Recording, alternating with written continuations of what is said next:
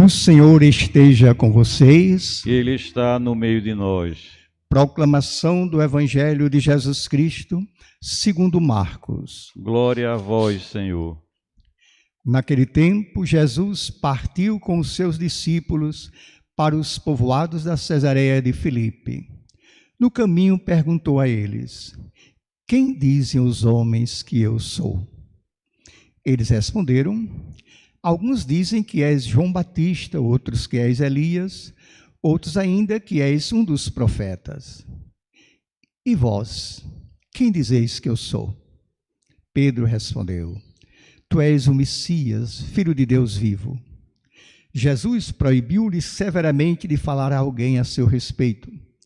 Em seguida começou a ensinar, dizendo que o Filho do Homem devia sofrer muito, ser rejeitado pelos anciãos, pelos sumos sacerdotes, doutores da lei.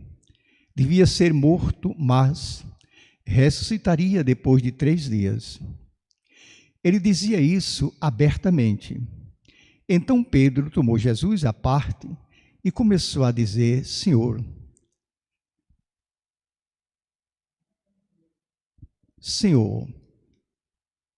Jesus, Pedro começou a repreender Jesus por causa dessas palavras.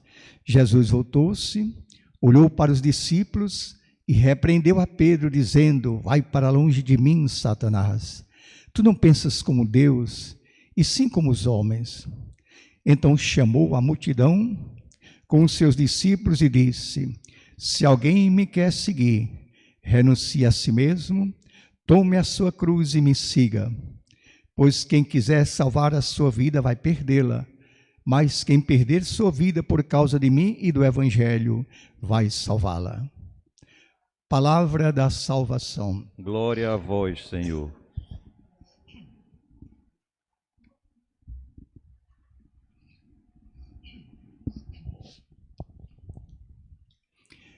Minhas irmãs, meus irmãos, acabamos de ouvir na boca do apóstolo Pedro uma confissão de fé clara e forte. Tu és o Cristo, Filho de Deus vivo. Era a resposta a uma pergunta que Jesus acabara de fazer. Na opinião de vocês, quem sou eu?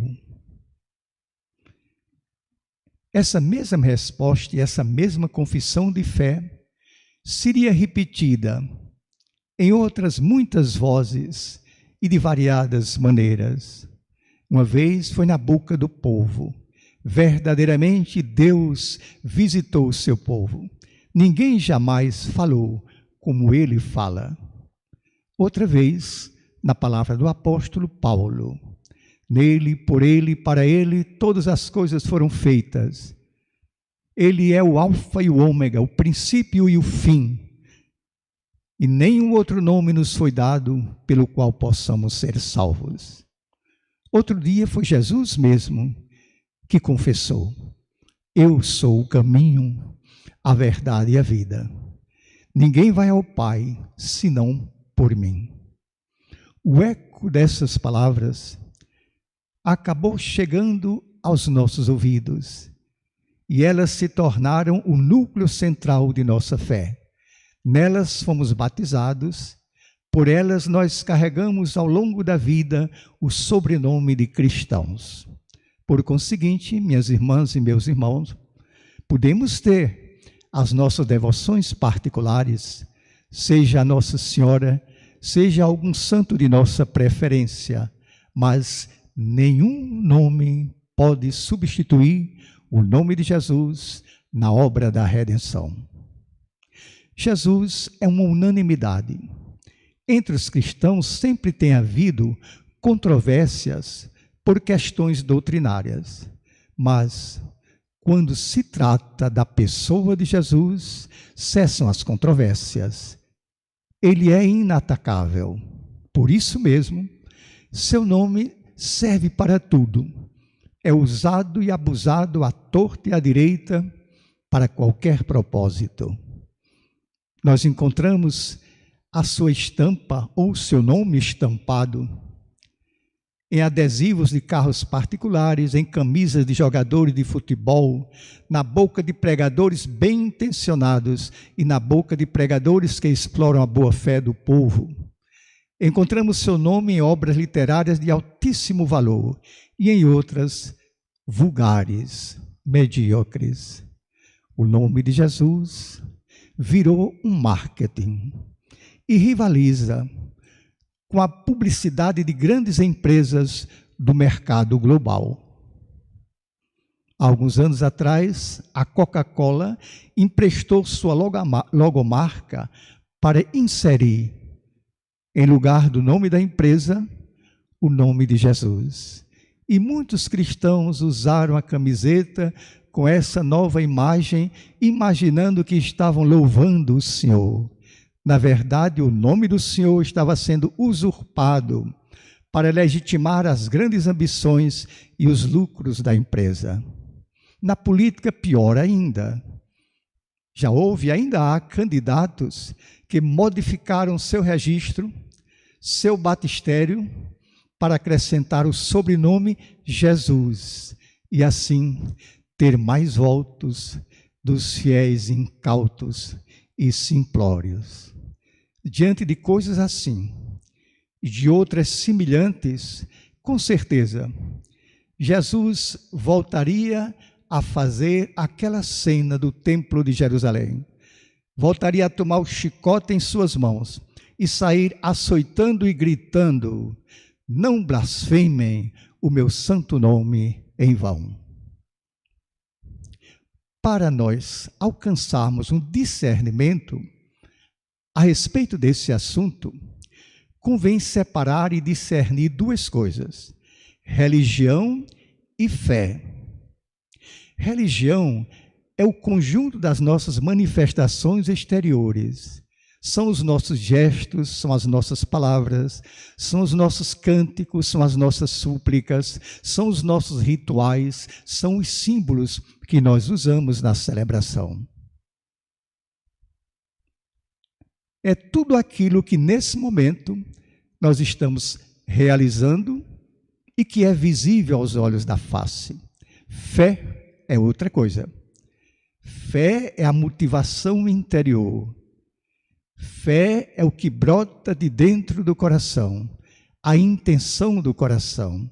Fé é a irradiação da alma, é a mística que dá sentido a essa celebração e sem a qual essa celebração é pura encenação, é um vazio total. Pode existir, e de fato existe prática religiosa desprovida de fé. Prática religiosa só de aparência, só de fachada. Mas fé não. Com a fé é impossível que isso aconteça. Não pode haver fé aparente, porque ela está enraizada na profundidade da pessoa. Ela brota espontaneamente, com simplicidade, e se irradia em cada um de seus gestos. De nada adianta empolar o timbre de voz para pronunciar o nome Jesus, de nada adianta contratar os melhores conjuntos e as vozes mais belas na moda dos cantores. De nada adianta, porque a fé tem sua força em si mesma. E para ela ser autêntica, não tem necessidade de nenhum artifício sentimental ou tecnológico, a fim de convencer e cativar.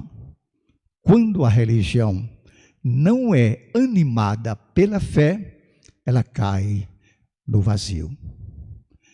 Ela cai no vazio total. Como é possível, então, distinguir as duas coisas e ter certeza dessa autenticidade?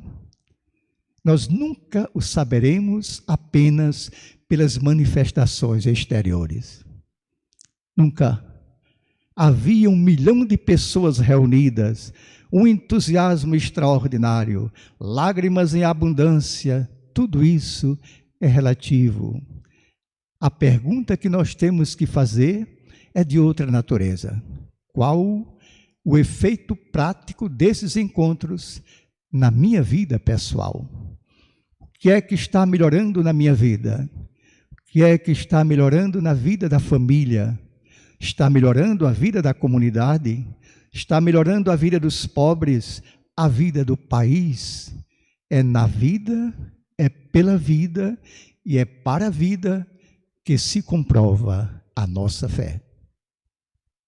Desde aquele dia em que São Pedro fez sua confissão de fé, até hoje, quantas coisas já foram ditas, quantas coisas já foram feitas em nome de Jesus, que não tem nada a ver com o que ele disse ou o que ele fez. Ao contrário, estão em total desacordo com a sua doutrina. Quantas crianças foram aterrorizadas com o nome de Jesus? Não faça isso, senão Deus castiga. Quantas tiranias, quantas ditaduras foram legitimadas com o nome de Jesus? E quantas consciências oprimidas? E quantas esperanças aniquiladas? E quantas guerras declaradas? E quanto sangue derramado para defender o nome de Jesus, a honra de Deus, como se o Todo-Poderoso não fosse capaz de assumir sozinho a sua defesa. Como se fosse preciso irmãos se matarem uns aos outros para defender o Pai comum. Quem precisa de defesa são os seus filhos mais fracos. Quem precisa de defesa é a sua criação. São Paulo escreve, ele se fez igual a nós em tudo. Esse igual a nós em tudo constrange a consciência de muitos cristãos. Igual a mim, com as minhas fraquezas, as minhas fragilidades, sim. Igual a mim, com as minhas fraquezas e as minhas fragilidades. Em Jesus se aliavam perfeitamente a ternura. Aprendei de mim que sou manso e humilde de coração. E a firmeza. Quem quiser seguir-me, renuncie a si mesmo, tome sua cruz e venha. Nele aliavam-se perfeitamente a compaixão. Vinde a mim todos vós que estáis sobrecarregados, e eu vos aliviarei. E a radicalidade. Ai de quem maltratar uma criança, melhor seria se amarrasse uma pedra ao pescoço e o lançasse no fundo do mar. Igual a nós em tudo, com os nossos medos, nossas dúvidas, nossas raivas, nossas revoltas, sim. Jesus teve medo no Horto das Oliveiras. Pai, afasta de mim esse cálice. Teve dúvida no alto do Calvário. Meu Deus, por que me abandonaste? Teve ira diante dos doutores da lei e dos fariseus, hipócritas, com as vossas tradições anulais o verdadeiro mandamento de Deus. E teve revolta diante dos que exploravam a fé do seu povo. Raça de víboras, sepulcros caiados, vós escondeis as chaves do reino dos céus, nem entrais, nem quereis que entrem os outros. Por causa disso, sempre tem havido uma tentativa de mudar a imagem de Jesus. A imagem de um Cristo forte, irrevogável, exigente, inquietando as consciências acomodadas por um outro Cristo doce, tolerante, bonzinho, de acordo com os nossos interesses e as nossas conveniências. Ele também carregava as nossas paixões humanas, porque o ser humano nele não era só aparência. Paixão não é sinônimo de pecado. Paixão é uma fonte de energia criativa. Nós podemos desviá-las para o mal ou podemos orientá-las para o bem. Mas a nossa vida seria muito insípida se nós não possuíssemos a paixão. Outros preferem um Cristo triunfante, glorioso, imperturbável, pairando acima de todas as mazelas deste mundo, apenas com a função de curar e consolar. Mas esse não é o Jesus da nossa fé. O Jesus da nossa fé encarnou-se, fez-se carne da nossa carne, abaixou-se, como diz São Paulo. Veio nos falar de um Pai misericordioso que amou tanto esse mundo a ponto de não poupar o seu Filho unigênito. Uma vez Jesus perdeu a paciência com os seus seguidores e disse-lhes: seja o vosso sim, sim, seja o vosso não, não. O que passa daí pertence ao maligno. Nós somos sim ou não. Querer misturar as duas coisas, ou querer disfarçar o não com as aparências do sim, ou permanecer o tempo todo no mais ou menos em cima do muro, é deserção da fé, é negar aquilo que nós cremos. A mesma fé que nos consola também nos inquieta. O mesmo Espírito Santo que nos compreende sem nenhuma explicação é aquele que exige de nós constante mudança de vida. Se vocês não renascerem sempre de novo, não alcançareis o reino de Deus. São Pedro fez essa confissão do Evangelho com as suas palavras, mas o resto da vida toda ele terá que provar a palavra pelas suas ações.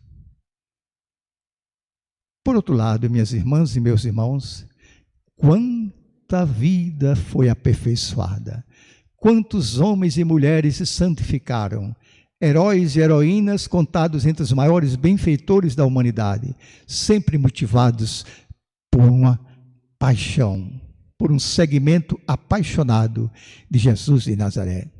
Por conseguinte, se quisermos ser coerentes na nossa confissão de fé, vamos viver de tal maneira que a nossa vida seja uma reprodução viva da vida de Jesus.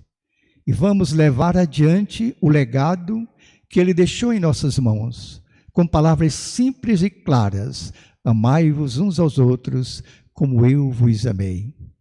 E vamos adorar a Deus como filhos e filhas adoram o Pai comum. E vamos conviver uns com os outros como irmãos e irmãs da mesma família, até terminarmos, até encerrarmos a construção do reino de Deus nessa terra, o reino da paz, para a glória de Deus, para o bem do seu povo. Amém.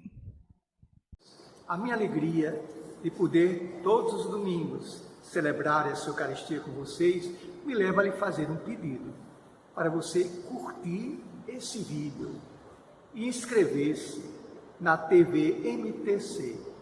Você está contribuindo para a formação da classe trabalhadora, está contribuindo também para ampliar a consciência de que nós devemos comunicar nossos valores, nossas convicções, nossos sonhos, e isso tudo através dessa fabulosa tecnologia. Curta esse vídeo e inscreva-se na TV MTC. Muito obrigado.